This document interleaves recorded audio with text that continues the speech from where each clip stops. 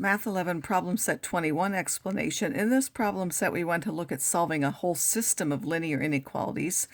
We're only going to look at two. You can't actually look at more than that. So for each one, you need to graph the boundary line and put either a solid or a dashed line, depending on whether that line is included or not. And then those two lines will divide the plane into four parts. You need to decide which of those four parts to shade. You can look at each one separately and shade each part, and then the part where those two overlap will be the solution.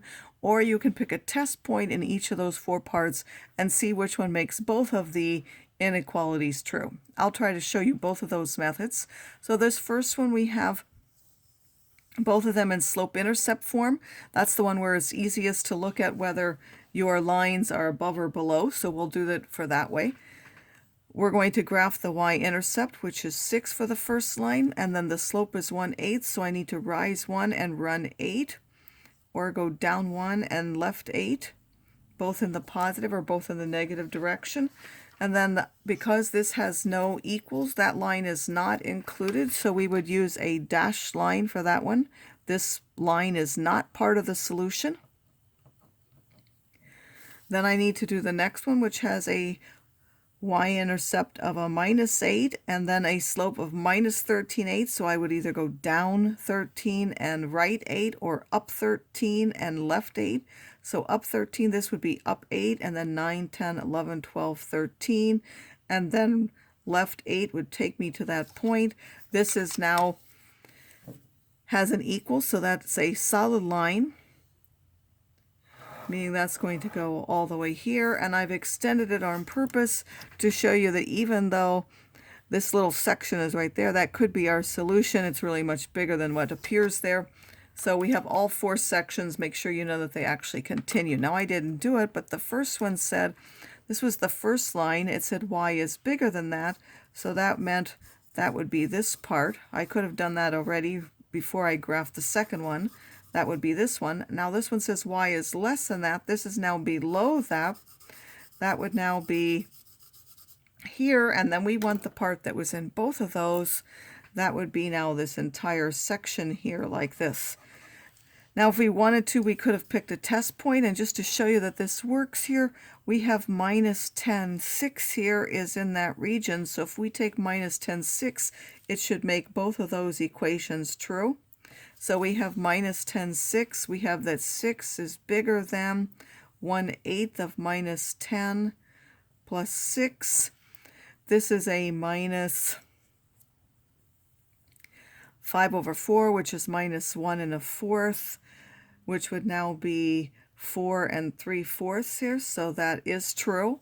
For this one, if we were to take -10, 6 and put it in that one, we have that 6 is now less than or equal to -13/8 times a -10 -8.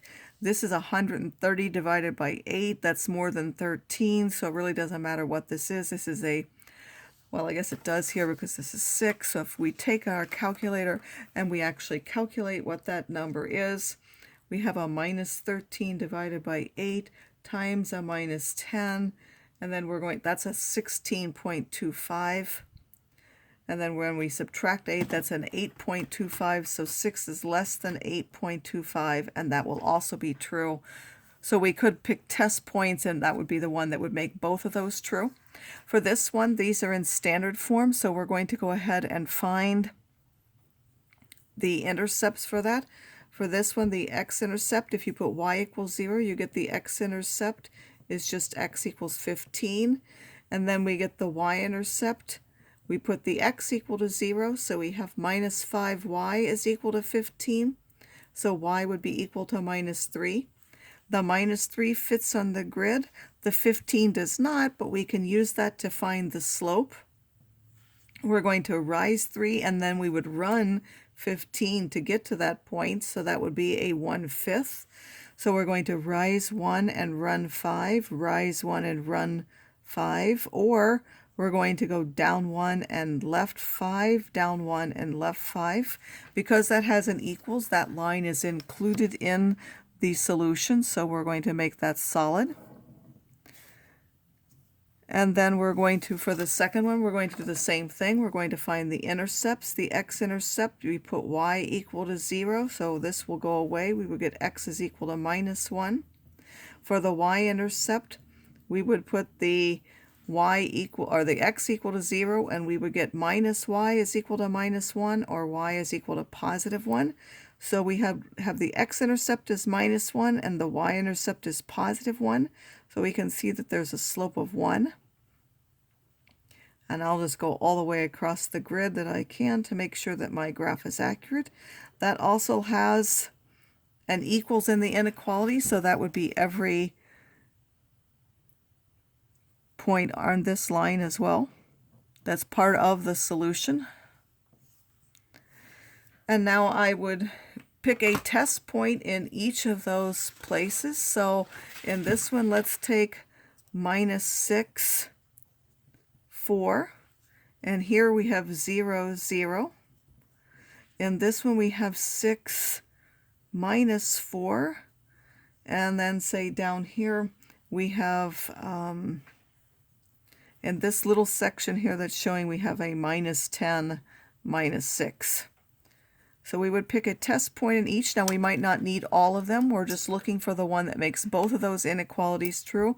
I'm going to start up here. We have -6, 4. If we substitute that into the first inequality, that says -6 minus 5 times +4, bigger than or equal to 15. That's a -26 is bigger than or equal to 15. That's false. So as soon as we find one of them false, we know that that is not the section, so it's not that section. If I put 0, 0 for the first inequality, that will give me a 0 on that side. 0 is bigger than or equal to 15. That is also false, so that part is not true. If I now take 6 minus 4, I would put 6 and -5 times -4, bigger than or equal to 15. This is 26 is bigger than or equal to 15. That's true. That made the first inequality true. I have to also check the second one. I have 6 minus a -4 bigger than or equal to -1. That's 10 bigger than or equal to -1. That's also true. This one made both inequalities true. That means this entire section is my solution. And now let's just check it by the other way. If I had originally rewritten these inequalities to begin with, I would have had that -5y. I would have taken this to the other side, would now be bigger than or equal to -x plus 15. Then I'm going to divide by -5, so I have to switch the inequality sign, and I would get 1/5 x minus 3. And that was now less than that. So for that first inequality, which is this one, that would be less than that. So we would have shaded below that one, meaning it was either this section or this section. If I rewrote this one, that would be -y is bigger than or equal to -x minus 1. And then when I divide by the -1 in front of that, again, I have to switch the inequality sign. That would now be x plus 1. That's also less than this one. So it'd have to be less than this, meaning it's either this or this. The one that was true for both of them would be this section, and we would again shade that for that.